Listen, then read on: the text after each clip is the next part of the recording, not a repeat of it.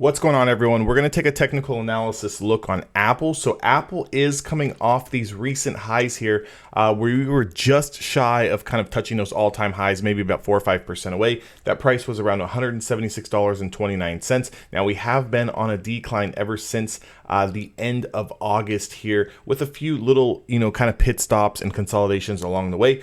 But what I want to get to right now is the current price action, where this is the now second day trading below the 50-day moving average.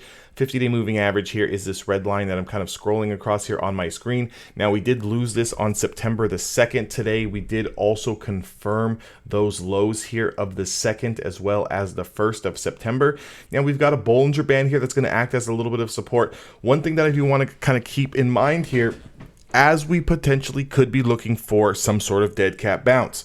The last thing I want to have happen is someone who has been sitting short and profitable to start giving back a lot of those gains, if not break even on a potential trade, because you're holding out and hoping for more. So what I would be looking for here and watching closely is going to be the 100 simple moving average. That price right now is sitting at around $153.23. Now, just keep in mind, if you are short from below the 200-day moving average, you would need to be at least locking in some gains. Okay, now if you recently just started a position below the 50-day moving average, I would still consider locking in some gains, but I would also consider holding some runners. And here is how I would play that exactly, right? So depending on where your entry price is, if you're sitting below the 200-day moving average or you're sitting below the 50-day moving average here, I would take some initial sizing off the table, 20, 30, 40% of your position size, lock in those gains and call it a day on that position. I would then hold a runner with anticipation that we are going to consolidate maybe 1 or 2 days. Now, keep in mind, Appl does have an event day coming up tomorrow that could easily sway the stock up or down. So just kind of keep that in the forefront of your minds.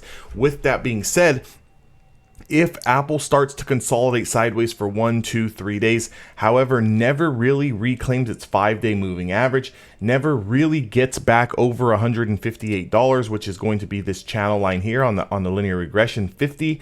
If we never can really get back above that, I would still feel somewhat confident in holding the short position through the distribution and consolidation, with anticipation that when we do break this 100 SMA here, this next run down is where I'm going to want to lock in the remaining of my gains on those runners. Now, make sure you take profits now. That way that profit is locked in and banked. As of right now, this is going to be what's called a free trade, meaning we are not going to lose any money if we are already currently sitting short on a stock like Appl. Even if we do get the bounce, depending on your entry price, we're just going to use the runners as a break-even stop, meaning that let's say you're playing options and you're up maybe $500, $1,000. We're going to use that remaining $500, $1,000 as our absolute break-even. We'll go ahead and give the stock enough room to work, and we'll give the options enough room to work, but what we are going to do is use a break-even stop. Okay, so meaning that the profits that we've already locked in, those are not going anywhere, that we can't give back any more than we've already won. I hope that makes sense. Now, if you're looking to start a position here, here's what I would do. If you're looking to go long and you're thinking that this is going to hold here, and you're going to technically use this as a stop here, this 100 SMA as a stop, you could potentially try to get in an early entry bounce here off of this 100 SMA.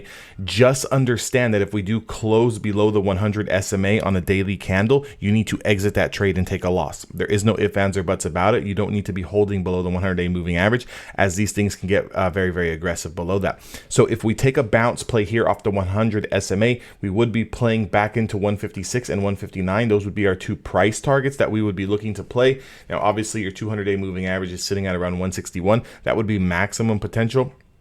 And if this is going to be the final bottom here, and this is just a higher low that we're kind of putting in on this recent pullback, then we're really going to need to get and reclaim 162.50, somewhere in that range, which is a 20-day moving average, which does give us room back up to 166 and 172. Keep that in mind. If you're looking to start a short position now, you would wait for the bounce, get rejected somewhere between 156 and around 161. As soon as that happens, we're going to look for some sort of consolidation and then a big volume candle bar with some engulfing action here or some aggressive price action. And what we would be then looking for is to sit on our hands and wait for the $153 loss. Now, as soon as we start to lose $153, this is where potentially you can take your short position and ride this all the way down. Make sure you're locking in profits along the way and break even on the runners if we do close back over the 100 SMA. That's exactly how to play the stock Appl, exactly where it's at now, depending on whether you're playing common shares or you're trading options. Make sure if you're trading options and you are taking weekly expiration contracts, you don't really want to hold those contracts longer than 2 days, meaning that if I buy something today, I want to either clean up that position today or hold it overnight with anticipation to sell it on the gap up or gap down, depending on which direction that you're playing the actual play. Hope that makes sense. Make sure to like, comment, and subscribe. Also, if you guys want to trade with me and the team, join the Discord. That link is down in the description box below, and I will see you guys all in the next video.